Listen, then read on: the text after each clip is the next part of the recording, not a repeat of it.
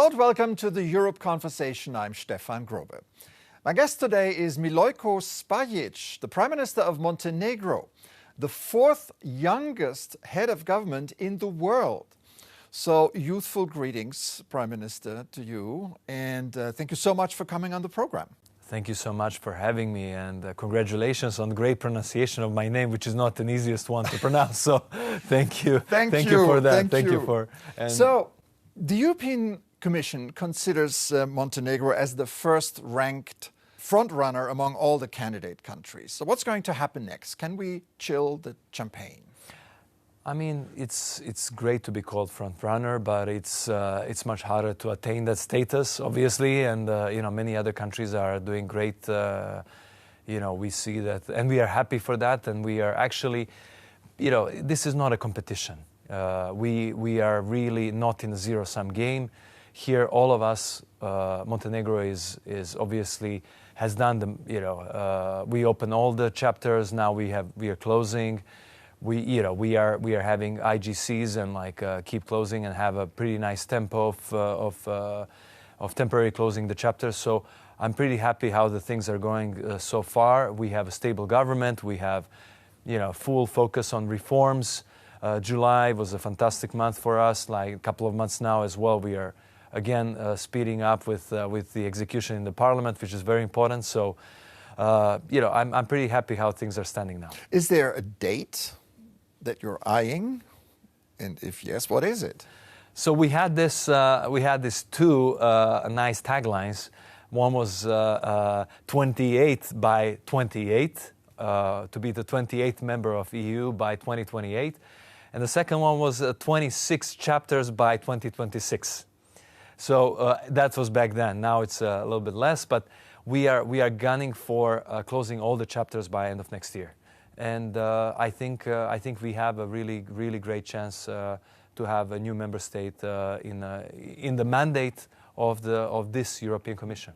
So when you talk about enlargement, there are two dimensions to this issue. There is there are the technical criteria that you all fulfill, and then there is the political will. Sure. Now, so far, there hasn't been a decision yet when Montenegro will be accepted. Do you fear that there are still some powers at work here that could derail your accession to the EU, powers that you have no control over? I think that the technical side, like when you first mentioned, is extremely important. So never to be forgotten that we need to do our fair share of the tasks, and we have to be ready for the entrance. And it's in our own interest. It's in the interest of the whole union, because obviously we want, once we join EU, we want to add value. We don't want to detract value. So we want the EU to be richer with us in. And this is truly what we really believe in. So with all the reforms that we are going to do, with the economic growth that we will see in the next couple of years, we think we'll be a great candidate, and we will be somebody that EU will be richer with. Secondly, obviously political support is very important. We need all the 27 member states to truly believe that it's in their national interest to see Montenegro as part of EU. We need to convince them in that. And I think most of them, or I would say all of them, are more or less there, but we cannot relax. We have to be very focused on the great relations with all the 27 member states. Obviously, there are member states that are a little bit more conservative towards the enlargement as a concept. So we have to work very hard on those countries. They're the ones that are very focused on the rule of law, and obviously Balkan countries traditionally have been focused in terms of that. So we have to do absolutely. We've done a lot of reforms, as evidenced by the interim benchmarks last year, and as Chapter 5 that we closed this year. That's one of the fundamental chapters. But again, this is just the beginning. We have to do a lot more. We have to showcase that we are doing a great job in terms of rule of law. There's big popular support in Montenegro for your country joining the EU. I think 80% or something of people in Montenegro want to join the EU. Do you fear that this level of support and excitement might decrease if the whole process keeps dragging on? Yeah. I think that's a fair point. You know, that's a great question and fair point that you just made. And we see historically support for EU accession of Montenegrins was always around 55, 60%, 55-ish%. There was a majority, but not a very strong majority, until this government came in. So since we came in, and the optimism about the EU enlargement really took, people felt it's really real this time.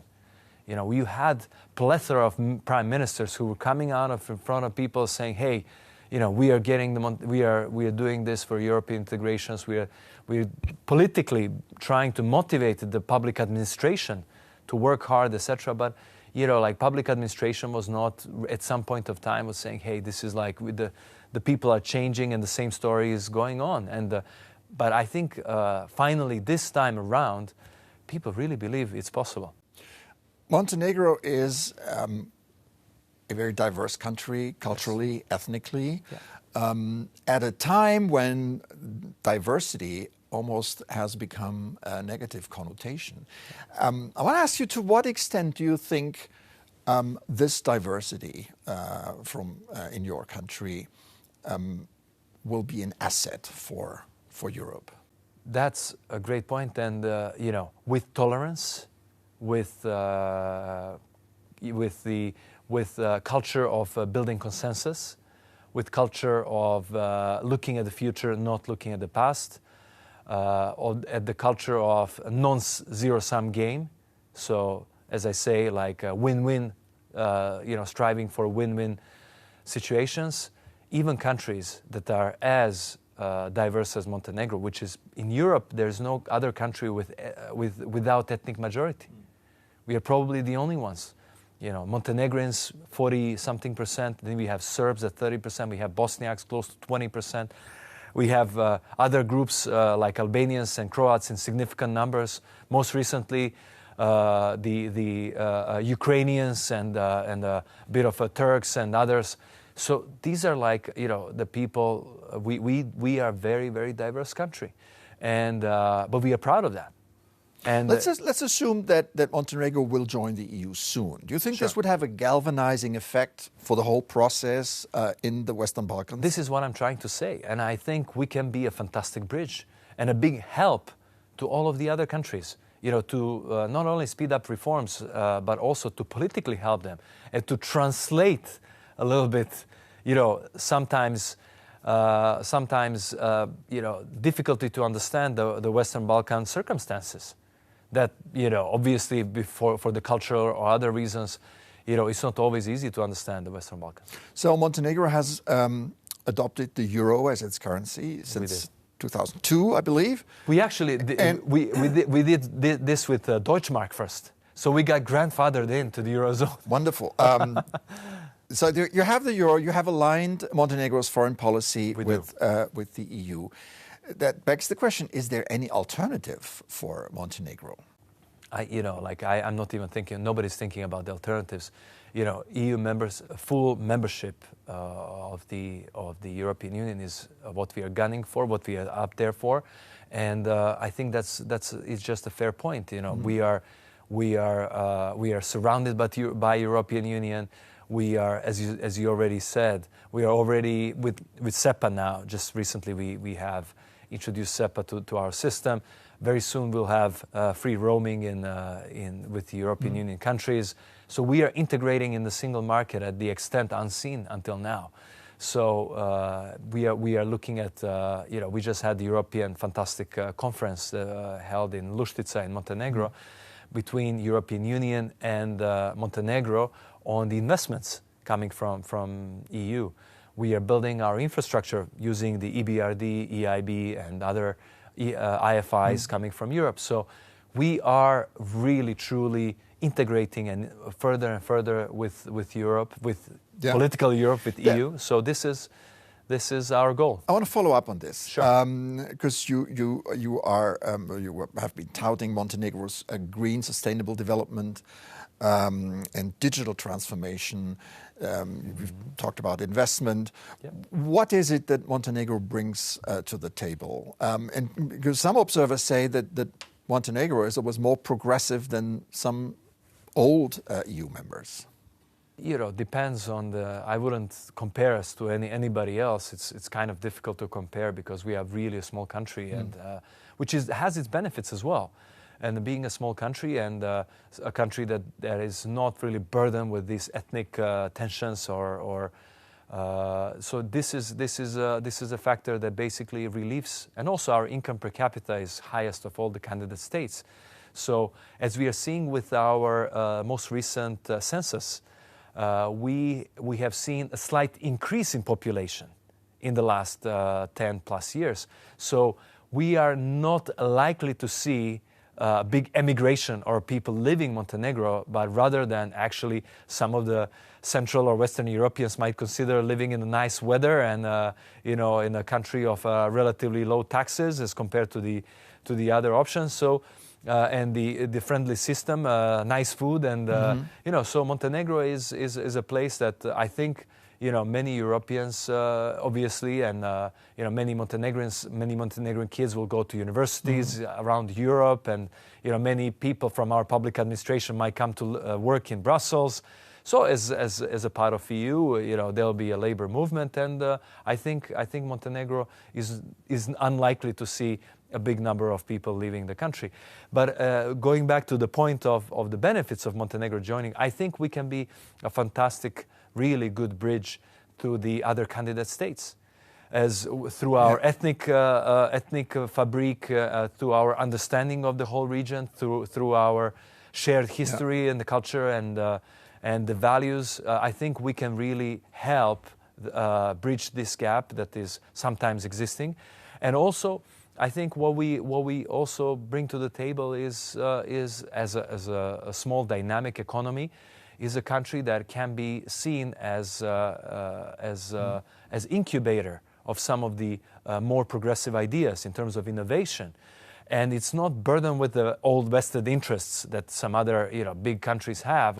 But we don't have as much developed these industries, so it's naturally we are positioned. We have a very it's not that hard to change our legislation, etc. We are much more flexible on this. On something totally different. Sure. So due to the wars in what used to be Yugoslavia, there is still a large stockpile of weapons in circulation in Montenegro, and together with Serbia, people own the most weapons in Europe, namely 39 per 100 inhabitants. And this is surpassed only by the United States and Yemen, which is, of course, in a civil war.